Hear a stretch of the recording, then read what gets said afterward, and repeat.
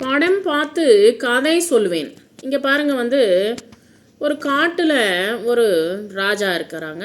காட்டு ராஜா யார்? சிங்கம். அந்த சிங்கம் நல்லா உறங்கி கொண்டு இருக்கிறது, தூங்கிட்டு இருக்குது. தூங்கிட்டு இருக்கும்போது ஒரு எலி வந்து அது மேலே வந்து விளையாடி கொண்டு இருக்கிறது. விளையாடிட்டு இருக்கும்போது அந்த சிங்கத்துக்கு ரொம்ப கோபம் வந்துடுச்சு. உடனே ஏன் என் மேலே குதிச்சு விளையாடிட்டு இருக்கேன் அப்படின்னு சொல்லிடுச்சு. உடனே அது பயந்து போயிடுச்சு. பயந்து போயிட்டு அப்படியே பார்த்துட்டே இருக்குது சிங்கத்தை. நான் உன்னை கொன்னுடுவேன் அப்படின்னு சொல்லிட்டு சிங்கம் மிரட்டுது அந்த எலியை. உடனே அந்த எலி சொல்லுது, என்னை கொன்னுடாத, உனக்கு ஒரு நாள் உனக்கு என்னோட உதவி தேவைப்படும் அப்படின்னு சொல்லிச்சான்.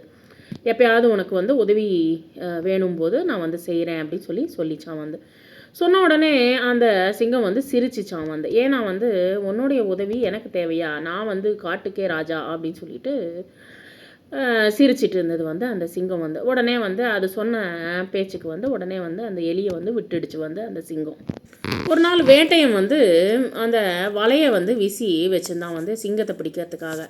சிங்கத்தை பிடிச்சிட்டான். வேட்டையன் சிங்கத்தை பிடிச்சிட்டான். பிடிச்ச உடனே அது கத்திட்டு இருக்கு, கர்ஜனை எட்டிகிட்டு இருக்கு. உடனே அந்த எலி வாக்கை காப்பாற்றுறதுக்காகவே அது சிங்கத்துக்கிட்ட அந்த வலையை எல்லாத்தையுமே கடிச்சு சிங்கத்தை விடுவித்துடுச்சு. ஸோ அந்த சிங்கம் நன்றி சொல்லிச்சு எலிக்கு.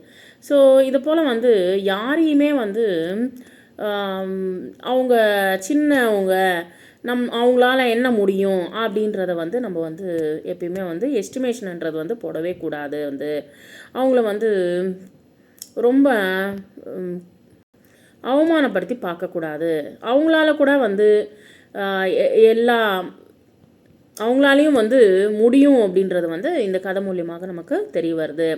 ஸோ சின்னவங்க பெரியவங்க, உடம்பு பெருசு உடம்பு சின்னது, ஒல்லி குண்டு, இதெல்லாம் பக்கத்தில் வச்சானா அவங்களுடைய திறமைகள் ஒவ்வொருத்தங்களுக்கும் ஒவ்வொரு திறமை இருக்கிறது.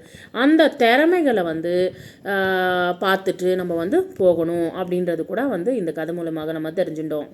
பாருங்க, பாட்டு பாருங்க, பாப்பா நல்ல பாப்பா. குழந்தைங்களை எல்லா குழந்தைங்களுமே அழகு தான்.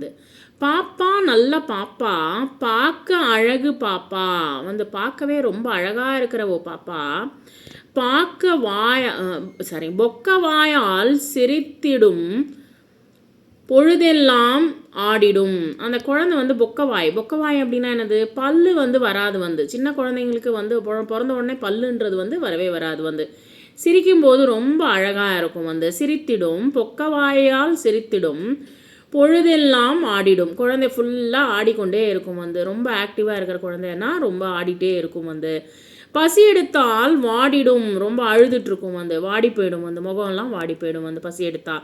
பால் குடித்தால் மகிழ்ந்திடும். பால் குடிச்சிட்டு அது ரொம்ப சந்தோஷமாக அது மறுடும் விளையாட தொடங்கிடும். பட்டு போன்ற கைகளால்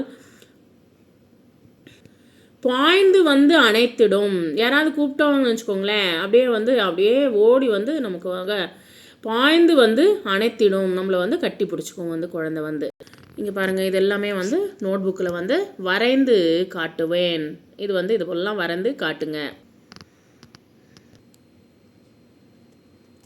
அம்பு குறியிட்ட இடத்திலிருந்து தொடங்கவும்.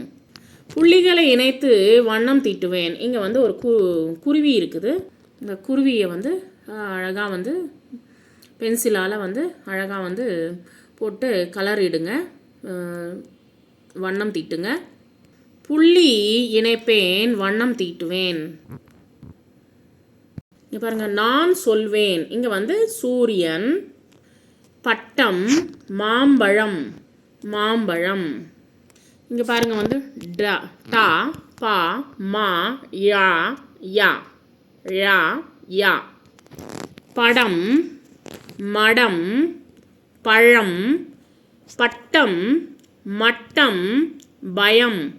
இங்கே பாருங்கள், படத்தை பார்த்தே பேரை எழுதுவேன். இங்கே இந்த பொம்மையை பார்த்துட்டு அழகாக எழுதுங்க. நம்ம நோட்ஸ் எழுதும்போது இதெல்லாம் பார்க்கலாம். நான் படம் பார்ப்பேன். இங்கே பாருங்கள் படம். நான் பட்டம் விடுவேன். பட்டம். மாம்பழம் இனிக்கும். மாம்பழம் ரொம்ப இனிப்பாக இருக்கும், திதிப்பாக இருக்கும் பழம். பாப்பா நல்ல பாப்பா. பாப்பா. பாய் படுக்க உதவும். பாய்